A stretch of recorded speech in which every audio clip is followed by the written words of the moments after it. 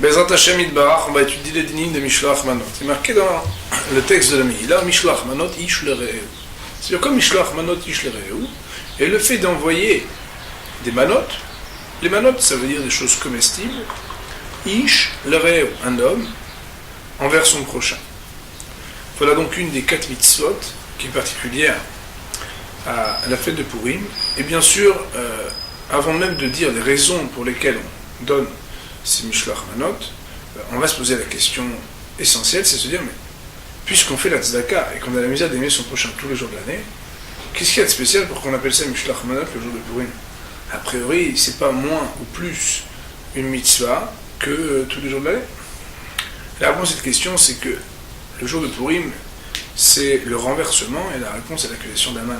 Or, Aman al-Rasha, ce qu'il a fait, c'est qu'il a voulu dire que Yesh Noam Ehad Mefuzal Mufurad. On est dispersé, on est désunis. C'est pourquoi, lorsqu'on veut répondre à cela, bien on doit parler d'union.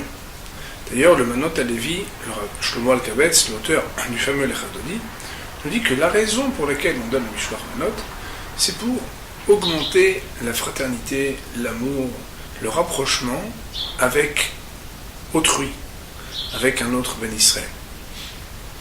Première raison donc de cette mitzvah, et qui rend singulière cette mitzvah, est particulière au jour de Purim, c'est ce qu'on appelle la achva, le fait d'ajouter l'amour entre Am Israël. Deuxième raison, c'est la raison du Trumat HaDeshen. Trumat HaDeshen, c'est un sage de l'époque du Moyen-Âge qui a précédé le Beth Yosef, puisqu'il est cité souvent dans le Beth Yosef, qui dit qu'en réalité c'est parce qu'il arrive que quelqu'un n'ait pas les moyens de faire Seudat Purim. Or, parfois on a la gêne de demander, mais c'est quand même une obligation. Donc, la mitzvah du Mishloach Manot vient prévenir de ce problème, en faisant que comme tout le monde va échanger des mets et des plats, il n'y aura personne qui se retrouvera sans avoir des moyens d'accomplir la mitzvah de Seudat Purim, donc du festin de Purim. Alors, bien entendu, d'après ce qu'on est en train de dire, le top du top quand on va faire la mitzvah du Mishloach Manot serait d'envoyer des mets qui permettent d'accomplir la mitzvah de Seudat Purim. Auquel cas, on sait que la Seudat Purim, a priori, c'est mieux de la faire avec autre chose qu'un tout petit chocolat et une petite canette de jus. Mais a priori, ce qui aurait été le top du top, c'est d'envoyer quelque chose avec de la viande et du vin, c'est-à-dire, comme par exemple c'est l'habitude chez les Syriens, d'envoyer carrément des gamelles avec un bon couscous, une bonne daf, une kaila, des gens ils reçoivent, et puis ils reçoivent vraiment ce qu'il faut pour pouvoir faire la fête. Quoi qu'il en soit, c'est vrai qu'aujourd'hui, l'habitude est d'utiliser ménémétika, ça veut dire des douceurs. Pourquoi on envoie des douceurs? Tout simplement parce que les douceurs, c'est doux. Et la douceur, c'est le fait d'offrir à l'autre quelque chose de doux. Alors, une question qui est posée, c'est de savoir, puisque il faut qu'on honore absolument les deux raisons, c'est-à-dire, premièrement, d'ajouter de l'amour entre les Bnei Israël, c'est-à-dire de montrer à l'autre qu'on l'aime. Deuxièmement, de permettre que possiblement il puisse accomplir la mitzvah de Seudat Purim avec ce qu'on lui envoie. Alors il y a des choses qu'on va devoir exclure. Par exemple, si quelqu'un veut envoyer un cadeau en Mishloach Manot, il ne pourra pas. Pourquoi? Parce que d'un côté, oh là là, vraiment super ce que tu m'as offert, c'est magnifique. Mais d'un autre côté, c'est pas quelque chose qui est consommable. Or il faut que quelque chose soit consommable. Donc étant donné qu'il faut que quelque chose soit consommable, parce qu'il faut qu'il puisse potentiellement accomplir la mitzvah de Seudat Purim, envoyer quelque chose qui soit autre chose qu'un mets comestible, ce n'est pas possible. Par contre, c'est vrai que les décisionnaires discutent à savoir est-ce qu'on peut envoyer quelque chose de prêt à cuire, mais pas encore cuit. Par exemple, une petite manahana, ou par exemple un morceau de viande qui n'est pas encore cuit. Alors même si c'est pas idéal, mais ce serait permis. Lorsqu'on dit Mishloach Manot, c'est que Mishloach c'est un singulier, Manot c'est un pluriel. Le plus petit des pluriels c'est 2, et le singulier c'est tout simplement 1.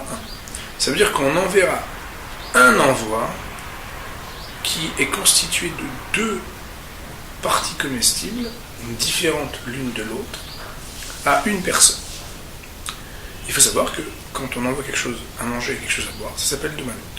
Ou bien quand on envoie quelque chose à manger, comme du pain, et autre chose à manger qui n'est pas du pain, aussi s'appelle de Manot. Même 2 boissons, d'après la stricte loi, ça serait de Manot. Autrement dit, on peut envoyer un coca, un Fanta, ou bien un jus de raisin et un Fanta, mais 2 Fanta ou 2 coca, ça serait un problème.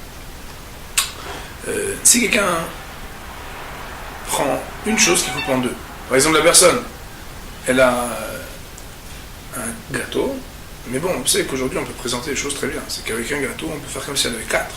La personne elle vient prendre le gâteau, elle coupe en deux, elle fait comme ça, c'est pas possible. Il faut que ce soit vraiment deux choses différentes.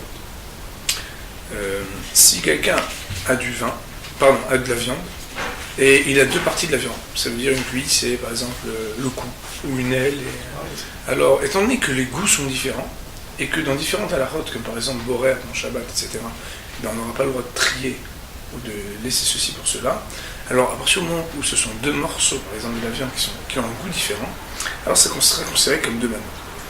Les fameuses briques, où il y a deux choses dedans, il y a la viande et il y a l'extérieur, c'est quand même considéré comme une seule et même mana, donc il faudra envoyer deux catégories.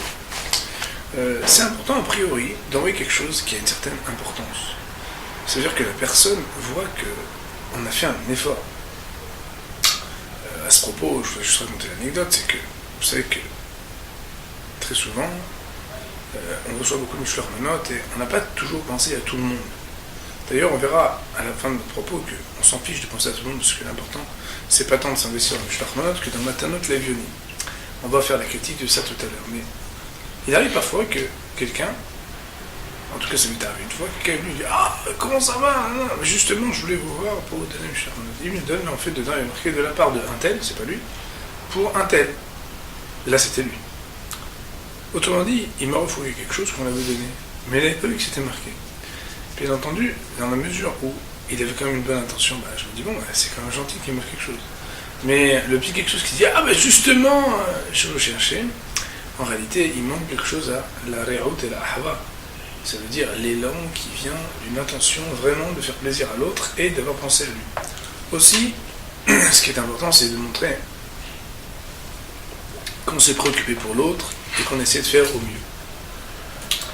Si quelqu'un est quelqu'un d'important, par exemple de très riche ou de très honorable, normalement il faut donner un Mishloach Manot à la mesure de celui qui reçoit. C'est-à-dire que s'il y a quelqu'un qui est important, on n'a pas les moyens de donner quelque chose selon ses moyens, mais il vaut peut-être ne pas lui donner que donner quelque chose qui soit bien en deçà de ses moyens. Ça m'est arrivé une fois, je suis rentré chez quelqu'un et j'ai préparé un Mishloach Manot, mais quand j'ai vu où il habitait et comment les gens entraient avec des Mishloach Manot immenses, je suis venu, j'ai pas donné Mishloach Manot, plutôt donner quelque chose qui n'était pas convenable. Aujourd'hui, comme on l'a dit, le minag, c'est de donner des douceurs. Si un bonhomme il envoie des douceurs à quelqu'un qui a du diabète, c'est-à-dire que tu lui envoies de très bons chocolats, et la femme elle arrive et dit Robert, tu touches pas à ça. Pourquoi? Parce que lui, il a du diabète. Est-ce qu'il est acquitté ou non? Ou bien, quelqu'un il a mangé du bessari, il est en pleine séoudette, tu lui envoies des chocolats. Et chocolat haravi, bien sûr. Par exemple, des chocolats belges ou suisses, et cette personne-là, elle ne peut pas les manger avant la fin de la fête. Alors est-ce que, on serait yotse ou pas? Dans les deux cas, à partir du moment où on pourrait les donner à quelqu'un d'autre de la famille, qui pourrait les consommer, ou qu'on pourra les consommer avant ou après, alors il n'y a pas de problème, on serait yotse.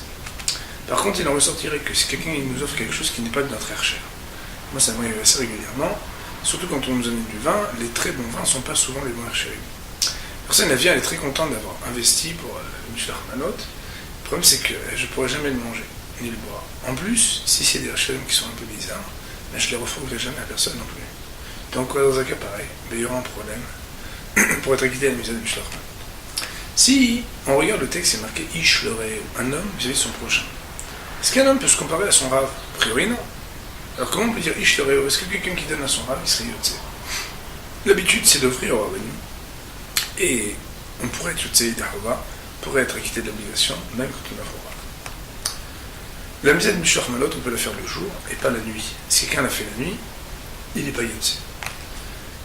Les hommes et les femmes sont astreints au même titre au Mishloach Manot. Sauf qu'un homme donnera à un homme, une femme donnera à une femme. Pas seulement pour des règles de tsniout. Parce que, étant donné qu'il existe des cas où une femme qui ne serait pas mariée, qui serait divorcée, qui serait veuve, en recevant un cadeau d'un homme, elle pourrait être safek kitouchine.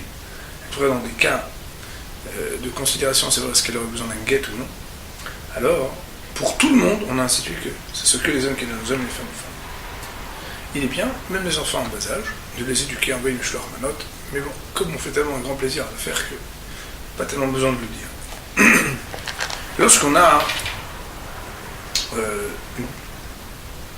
des difficultés financières et qu'on est très pauvre, alors on aurait le droit, d'après la stricte loi, d'échanger les Mishloach Manot en fixant qu'on les échange.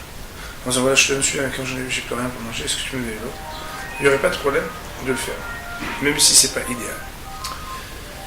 Il y en a qui disent que Mishloach Manot c'est le mot shaliach, qui veut dire que c'est uniquement avec un shaliach, avec un émissaire. D'après la stricte loi, ce n'est pas du tout obligatoire. Et donc, on pourra soit le faire par un shaliach, soit le faire sans shaliach, sans envoyer. Il faut savoir qu'il y a des gens à qui c'est plus classe et plus mekrouba d'envoyer qu'un shaliach. Il y a des gens à qui, au contraire, ils seront beaucoup plus contents que tu viennes boire un petit verre avec eux. Chacun le fit à la seule chez eux. Maintenant, si quelqu'un, on était fâché avec lui, on avait un Mishloach Manot, et le fils il revient, il dit voilà, papa, je l'ai amené, il a dit non, c'est non. Est-ce qu'on est yotzé de Hawa de Mishloach Manot? A priori, on a voulu lui montrer la Hawa, mais ça n'a pas entraîné la fraternité, au contraire. Le type il s'est énervé. Donc, dans un cas pareil, on ne serait pas yotzé de Hawa. Ça veut dire aussi que si on envoie de manière anonyme, il ne sait pas qui c'est qui l'a reçu. On ne serait pas non plus aussi yotzé de Hawa. Plus que ça, c'est que si jamais on n'est pas sûr qu'il va être là-bas quand il va le recevoir, et que peut-être il va le recevoir le lendemain, on ne serait pas non plus acquitté. Donc il faut faire en sorte de vérifier comment on fait la mitzvah.